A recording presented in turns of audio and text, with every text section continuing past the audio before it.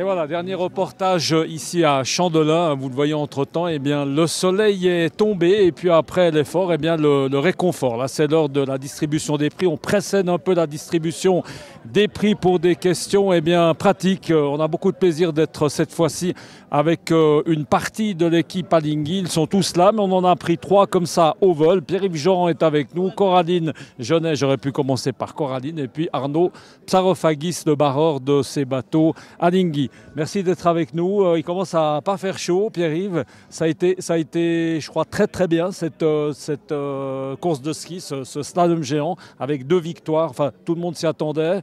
Je crois 2 victoires, non, 2 manches gagnées, c'est ça? On sait pas. Alors, non, mais on anticipe les résultats.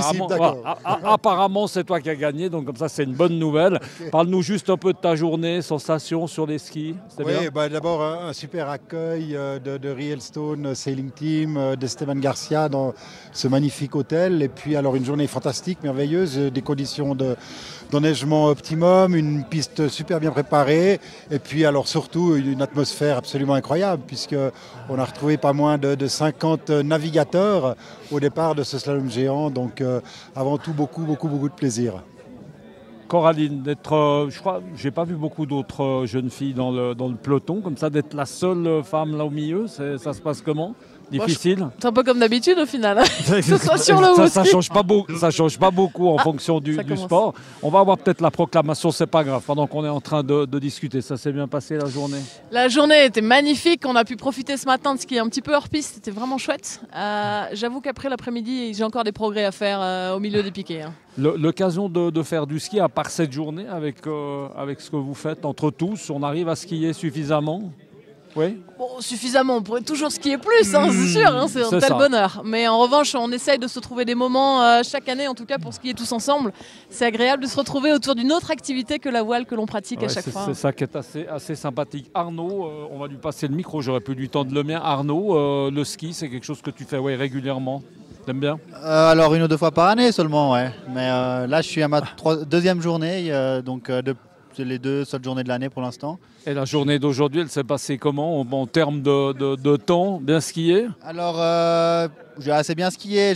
J'arrive pas encore à suivre Pierre-Yves, mais si je m'entraîne encore un petit peu, c'est un peu ce que tout le monde me raconte. C'est vrai que le but, en fait, c'est pas de gagner, c'est d'arriver à suivre Pierre-Yves. Je crois que c'est un peu ça qui ressort. On parle juste un peu de voile, comme je vous tiens. On va repasser peut-être le micro à Pierre-Yves. On parle un peu tous en même temps.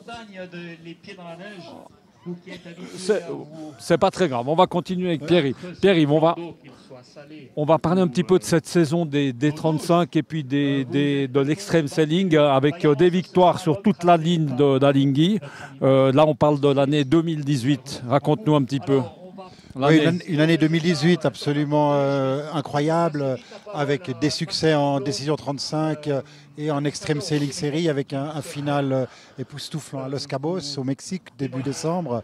Et puis beaucoup de victoires sur les étapes, beaucoup de victoires également sur le Léman en début de saison, avec un début de saison sans faute.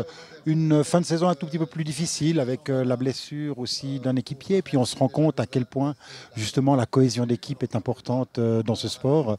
Donc on a dû effectuer quelques changements d'équipage. Mais au final, une superbe saison pour l'équipe. Si on parle 2019, ça s'articule comment, Pierre-Yves?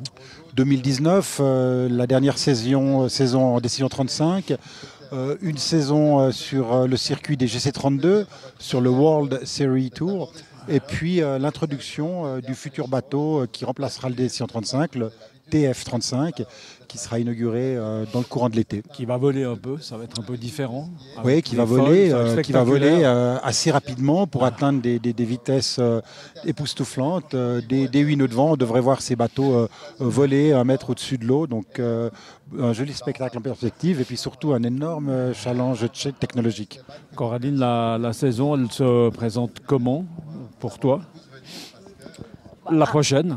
À part le ski, à mon niveau, ça va être essayer de vous faire partager à tous ce que l'on vit au niveau d'Alinghi sur nos différentes plateformes. C'est ça. J'aurai toujours normalement l'opportunité de naviguer en D35. C'est le coach qui décide. C'est ça. Il faut que je sois au poids aussi.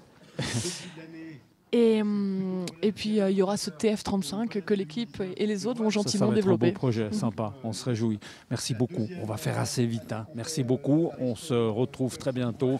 On va laisser parler un petit peu les gens qui font cette distribution des prix. Merci beaucoup Arnaud d'avoir été avec nous et puis bonne chance pour la suite. À bientôt, ciao.